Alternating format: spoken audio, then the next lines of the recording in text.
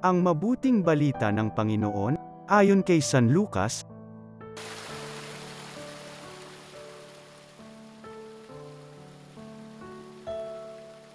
Noong panahong iyon, nang tumingin si Jesus, nakita niya ang mayayamang naghuhulog ng kanilang kaloob sa lalagyan nito sa templo.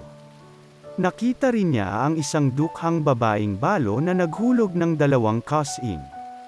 Ang wika ni Jesus, "Sinasabi ko sa inyo, ang dukhang balong iyon ay naghulog ng higit kaysa kanilang lahat. Sapagkat bahagi lang ng di na nila kailangan ang kanilang ipinagkaloob, ngunit ibinigay ng balong iyon na dukhang-dukha ang buo niyang ikabubuhay." Ang mabuting balita ng Panginoon.